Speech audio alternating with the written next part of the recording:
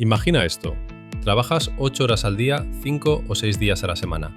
Llegas cansado pero contento, porque crees que estás construyendo algo.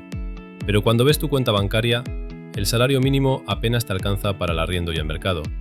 Entonces escuchas, hay que subir el salario mínimo. Suena justo, suena necesario, pero ¿siempre ayuda? ¿Por qué en unos países subirlo mejora todo y en otros casi destruye la economía? Hoy, sin tecnicismos, sin ideologías, te explicamos lo que la ciencia, la historia y hasta la Iglesia dicen sobre el salario mínimo.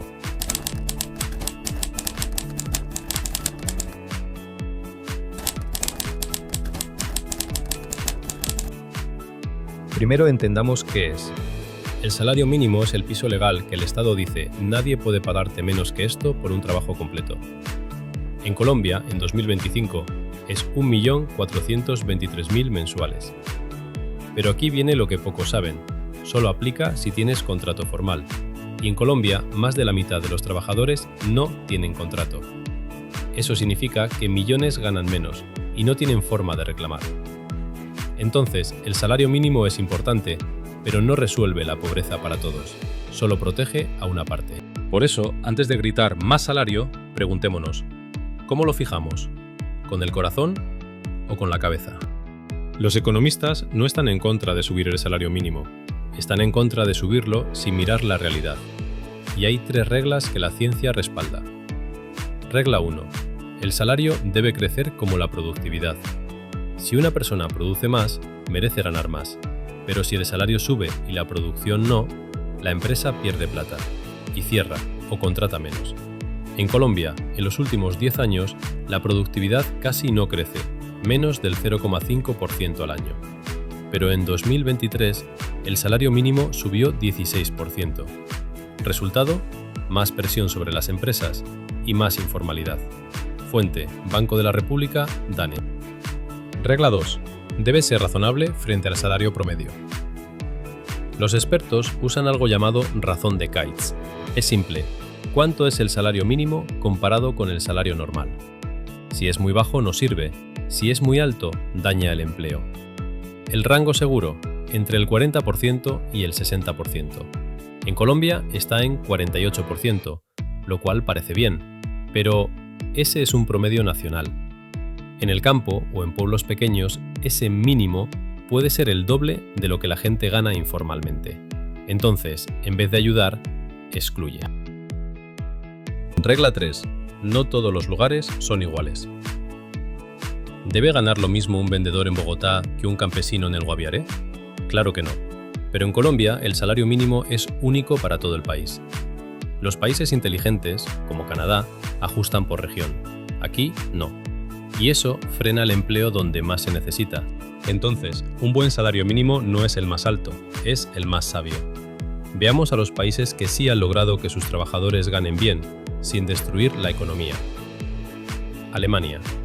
Tiene una comisión independiente, empleadores, sindicatos, expertos, que decide con datos, no con gritos. Resultado, salario alto, bajo desempleo. Canadá. Cada provincia fija su propio salario. En Toronto es alto, en Saskatchewan más bajo. Así se adapta a la realidad local. Suecia. Ni siquiera tiene salario mínimo legal, pero sindicatos y empresas acuerdan salarios altos, porque hay educación, confianza y productividad. Australia. Un tribunal laboral independiente revisa cada año costo de vida, productividad, inflación y lo ajusta con responsabilidad. Ninguno de estos países sube salario mínimo como si fuera un premio. Lo construyen como una consecuencia del crecimiento, no como un atajo. Pero cuando se ignora la ciencia, las consecuencias son reales. Venezuela. Subieron el salario mínimo 34 veces en un solo mes en 2018, pero con hiperinflación, al día siguiente ya no valía nada. Las empresas cerraron. El empleo formal se desplomó. Argentina. Antes de Milei. Aumentos fuertes sin productividad. Resultado, más pobreza, más informalidad y jóvenes sin trabajo. Puerto Rico. Obligado a usar el salario mínimo de Estados Unidos, demasiado alto para su economía. Desempleo juvenil, más del 30%. Subir el salario sin crecer es como inflar un globo sin aire. Se ve grande, pero se rompe. Veamos qué han hecho nuestros gobiernos. Álvaro Uribe, 2002 a 2010. Aumentos moderados, siempre cerca de la inflación. Crecimiento alto, 4,4% promedio. Más empleo formal, más confianza. Juan Manuel Santos, 2010 a 2018. Ajustes técnicos, sin saltos. Impulsó cobertura social, pero mantuvo la estabilidad. Iván Duque, 2018 a 2022. Manejó la crisis de la pandemia con prudencia. Aumentó el salario, pero sin excesos. Gustavo Petro, 2022 a 2025. Aumentos históricos, 16% en 2023, 12% en 2024, 11,5% en 2025. Pero en ese mismo tiempo, crecimiento económico, menos del 2%, inversión privada, caída del 5% anual, informalidad, sigue en 57%. ¿Quiere justicia? Sí. ¿Está logrando empleo digno para todos? Los datos dicen que aún no. Los primeros 3 gobiernos jugaron con las reglas del crecimiento.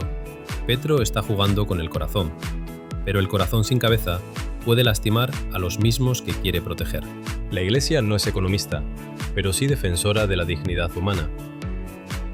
San León XIII, en 1891, escribió: «El trabajador debe ganar lo suficiente para mantener decorosamente a su familia». Y San Juan Pablo II lo reafirmó: «El salario debe permitir una vida digna».